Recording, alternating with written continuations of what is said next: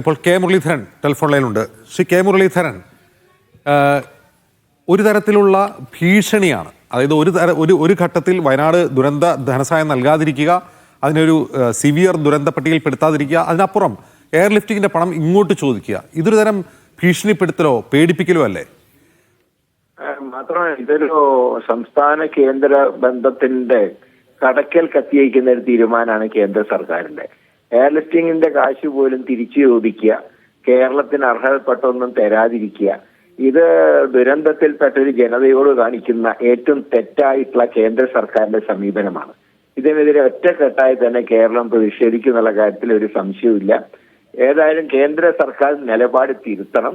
കേരളത്തിനോടുള്ള ഈ തെറ്റായിട്ടുള്ള സമീപനം അവർ അവസാനിപ്പിക്കണം. ഈ പ്രതിഷേധം സംസ്ഥാനത്ത് ഇപ്പോൾ ഡൽഹിയിൽ എംപിമാർ പ്രതിഷേധിക്കുന്നുണ്ട്. സംസ്ഥാനത്തും UDF ഈ ഒരു പ്രതിഷേധത്തിന്റെ ഭാഗമാകുമോ മുരളീധരൻ? തീർച്ചയായിട്ടും. കാരണം ഇത് ഏറ്റവും തെറ്റായിട്ടുള്ള സമീപനമല്ലേ. എല്ലാത്തിനും കാശ് അങ്ങോട്ട് കൊടുക്കണം, ഇങ്ങോട്ടൊന്നും തരില്ല എന്നുള്ള സമീപനം തെറ്റാണ്. അതൊരു ഫെഡറൽ സംവിധാനത്തിന് തികച്ചും നിരക്കാത്ത സമീപനമാണ്. അതുകൊണ്ട് തന്നെ ശക്തമായിട്ടുള്ള UDF ഇതിനെതിരായിട്ടുള്ള സമീപനം തന്നെയാണ് സ്വീകരിക്കുക. മുരളീധരൻ, ഈ LDF-നോടൊപ്പം ചേർന്നൊരു പ്രൊട്ടസ്റ്റ് നടത്തുന്നതിൽ UDF-ന് എന്തെങ്കിലും തടസ്സങ്ങളുണ്ടോ? അല്ല, അതിനെക്കുറിച്ചൊന്നും ആലോചിച്ചില്ല. അത് UDF ലീഡേഴ്സ് ഒരുമിച്ചിരുന്ന് ആലോചിക്കേണ്ട കാര്യമാണ്. ശരി, നന്ദി ശ്രീ കെ മുരളീധരൻ.